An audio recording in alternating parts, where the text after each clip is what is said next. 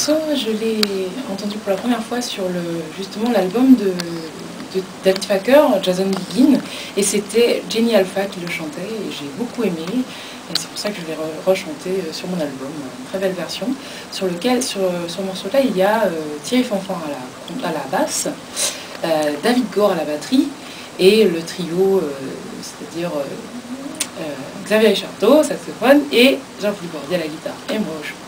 On sent bien cette musique, c'est vraiment constamment, vous chantez tout le temps ici. C'est inconscient. On me dit ça des fois, mais je ne m'en rends même pas compte parce que ça fait partie de moi. Ouais. La suite donc de notre émission, on vient d'entendre Romeo Santos et Usher. La bachata que danse également Tricia Ellie. Elle ne fait pas que chanter, elle danse également. C'est bon à savoir. Elle chante, elle danse, elle écrit. Oui. Reparlons justement de ce côté écriture. Eh bien, j'écrivais des poèmes quand j'étais petite. D'ailleurs, j'avais gagné un prix, je ne me souviens plus lequel, mais j'en avais gagné un petit, comme ça, j'étais toute petite. Et j'ai transformé la poésie en paroles de chansons, parce que sur le premier album que j'ai fait, j'étais en tant qu'auteur, j'apparaissais en tant qu'auteur sur 3 morceaux. J'avais écrit en anglais, 2 morceaux en anglais, un morceau en français. Et là, sur le prochain album qui est prévu, l'enregistrement est prévu en septembre, et donc la sortie, si tout se passe bien, décembre, je pense, je vais essayer de faire ça. Je serai en tant qu'auteur-compositeur et auteur encore sur d'autres morceaux. Voilà. Donc j'ai transformé la poésie, parce que c'est lié, hein, la musique et la poésie, c'est lié. Quelles sont justement les sources d'inspiration? À quel niveau? Notamment l'écriture. Écriture, oh là, je n'ai pas de grande référence. J'ai beaucoup lu, mais de tout. Hein. C'est comme la musique. Hein. J'ai pas de barrière. Je lis tout. Voilà. Donc j'ai pas de nom là en tête là, pas d'une colle. Mais non, je suis ouverte à toute écriture. Et tous les sujets de manière générale, même des sujets d'actualité.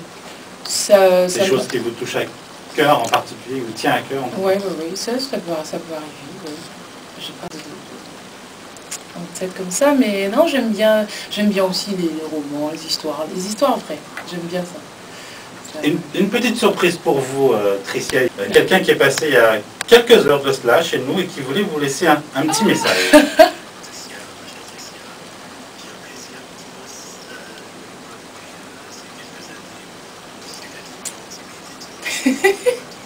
Avec toi, parce que tu m'impressionnes et que tu vas très vite, et je te souhaite encore une longue et belle route, et arrête de pleurer.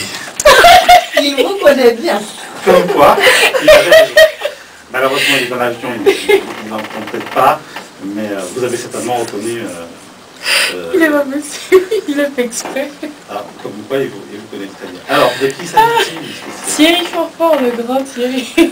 Thierry Fanfan, qui prend un malin plaisir à me faire pleurer à chaque fois. C'est pas possible. Bon, ce sont des larmes de joie. Mais oui, parce qu'il est adorable.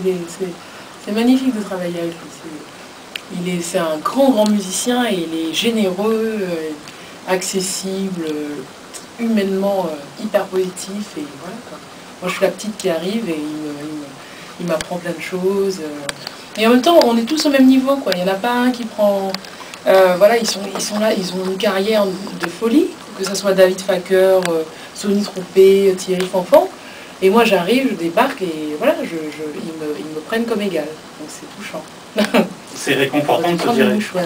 C'est réconfortant peut-être aussi de se dire que des professionnels vous font confiance. Oui, ben ça aide à justement prendre confiance en soi, parce que c'est pas quelque chose... Enfin, moi je suis pas née avec, hein, la confiance en soi, voilà, donc j'apprends à être plus confiante, à plus d'assurance sur scène, voilà, j'apprends. Donc quand je suis entourée de grands musiciens comme ça, qui me disent ce genre de choses, ça me fait vraiment plaisir, ça me touche énormément. Donc voilà. Les professionnels qui vous font confiance, Qu'est-ce que j'ai dit?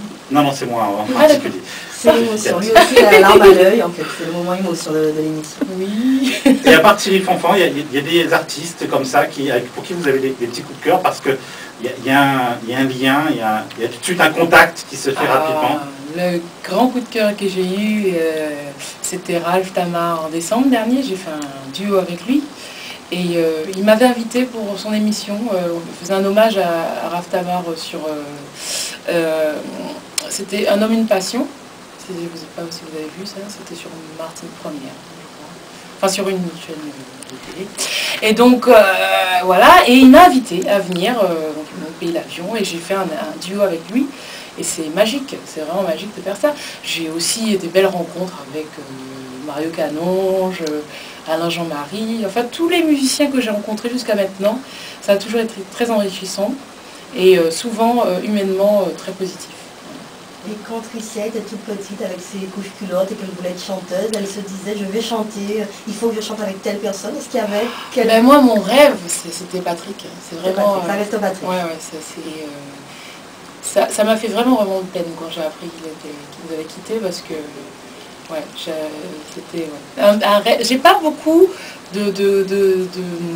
j'évite d'avoir trop de grands rêves justement pour pas être déçue.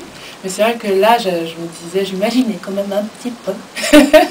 Voilà, mais oui.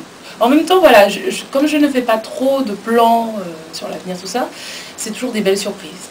Donc je me laisse surprendre par la vie. Je me laisse surprendre par la vie.